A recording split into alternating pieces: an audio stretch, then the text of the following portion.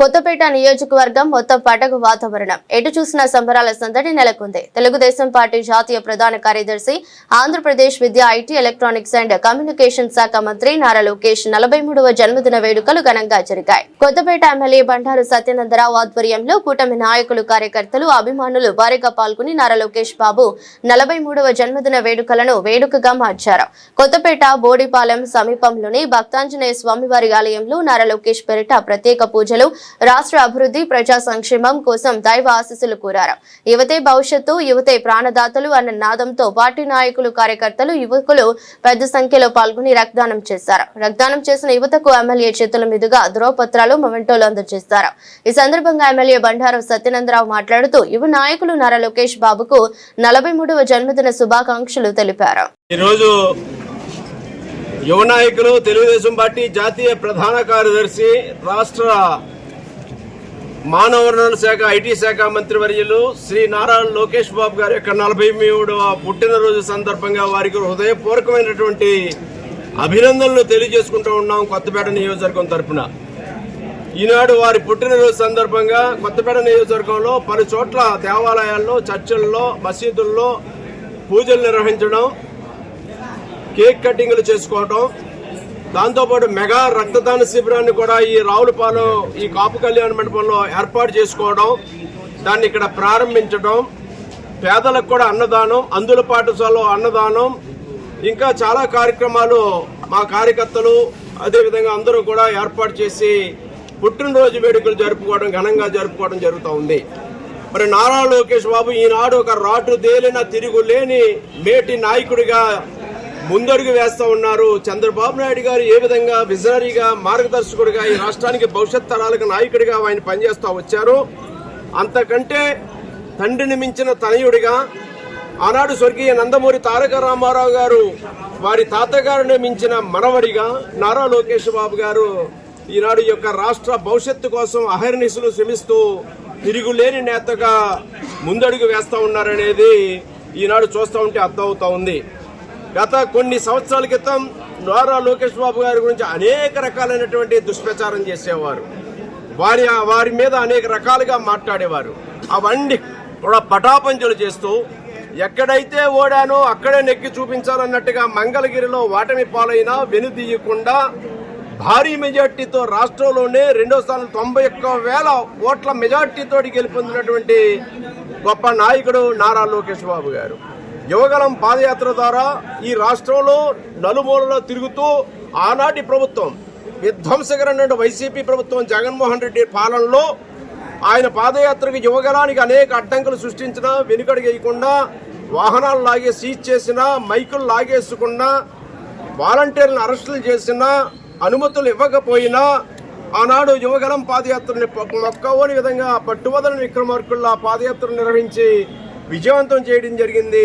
చంద్రబాబు నాయుడు గారిని తప్పుడు కేసుల్లో ఇరికించినా వెనుదీయకుండా మరలా ఆ పాదయాత్రను కొనసాగించి రాష్ట్రం మొత్తం మీద ఒక అవగాహన పెంచుకొని ఈనాడు ఈ రాష్ట్ర భవిష్యత్తు కోసం తండ్రి బాటలో ఎనలేనటువంటి కృషి చేస్తున్నాడు మన యువ నాయకుడు నారా లోకేష్ బాబు గారు.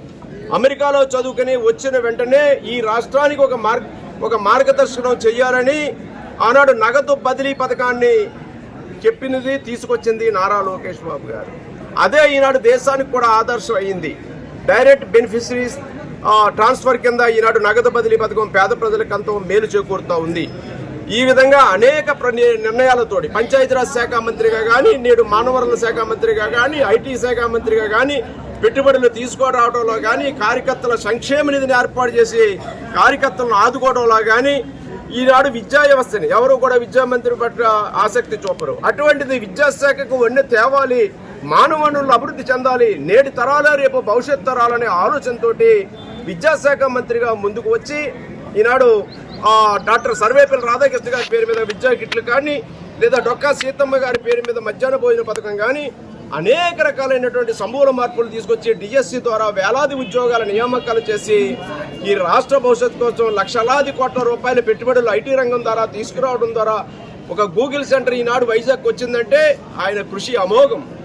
టీసీఎస్ కానీ, కాగ్నిజెంట్ కానీ రకరకాలైనటువంటి పరిశ్రమలు ప్రయత్నం చేయటి ప్రపంచం నలుమూలలా తిరుగుతూ ఈ రాష్ట్రాన్ని అభివృద్ధి చేయాలనే ఆలోచనతోటి చంద్రబాబు నాయుడిని మించిన నాయకుడిగా ఈనాడు ముందడుగు వేస్తూ ఉన్నారు. తాతగారి వరవల్లో తండ్రి గారి యొక్క స్ఫూర్తితో ఈనాడు నడుస్తూ ఉన్నారు. మోడీ గారి యొక్క ప్రశంసలు అందుకున్నాడు. ఈనాడు మోడీ గారు కూడా నారా లోకేష్ బాబు గారికి ప్రత్యేకమైన గుర్తింపుని గౌరవాన్ని ఇస్తా ఉన్నారంటే దానికి ఆయన పనితీరే నిదర్శనంగా నేను తెలియజేస్తాను. నాయకత్వంలో పవన్ కళ్యాణ్ గారి యొక్క సహాయ సహకారాలతో, మోడీ గారి యొక్క ఆశీస్సులతో రేపు ఈ రాష్ట్రంలో ఒక భవిష్యత్ నాయకుడిగా ఈ రాష్ట్ర అభివృద్ధి కోసం ఎన్డీఏ కూటమి పాలనలో ముందడుగు వేస్తాం, అభివృద్ధి సాధిస్తాం. ఈ సందర్భంగా నారా లోకేష్ బాబు గారిని అభినందిస్తూ ఉన్నాను. ఎందుకంటే చూస్తూ ఉన్నాం, తండ్రి పేరు చెప్పి వారసత్వంగా రాజకీయాల్లోకి వచ్చి తండ్రి పేరు మంట కలిపినటువంటి నాయకుల్ని మనం చూసాం. దానికి ప్రత్యేక ఉదాహరణ జగన్మోహన్ రెడ్డి గారు. అధికారంలో రాజశేఖర రెడ్డి గారు ఉండగా ఆయన పేరు అడ్డం పెట్టుకుని ఆనాడు ఏ విధంగా ఈ రాష్ట్రాన్ని దోచుకున్నారో దానికి ఈడీ కేసులే ఉదాహరణ. తర్వాత ముఖ్యమంత్రిగా వచ్చిన తర్వాత ఏ విధమైన పరిపాలన అందించి ప్రజల ఆగ్రహానికి గురై 11 స్థానాలకు పరిమితం అయ్యాడో మొన్న జరిగిన ఎన్నికలే ఉదాహరణ. మరి ఈనాడు నారా లోకేష్ బాబు గారు కింద నుంచి అంటే దుష్ప్రచారం నుంచి ఈనాడు గొప్ప నాయకుడిగా అంటే నెగిటివ్ నుంచి పాజిటివ్కి వచ్చి ఈనాడు రావటం అంటే చాలా కష్టమైన విషయం. ఇక్కడ వారసులుగా ఎదిగిన వాళ్ళు ఈనాడు జగన్మోహన్ రెడ్డి గారు మనం చూస్తూ ఉన్నాం. తండ్రి పేరు మంట కలిపారు, కానీ ఈయన తండ్రి కీర్తి ప్రతిష్టలు పెంచే విధంగా ఈ రాష్ట్రానికి ఒక ఆశా జ్యోతిగా ముందడుగు వేస్తూ ఉన్నారు. ఆయన యొక్క చేస్తున్న కృషికి అభినందిస్తూ ప్రజలు, ఎన్డీఏ కూటమి నేతలు ఈనాడు అందరం కూడా అండగా ఉందాం.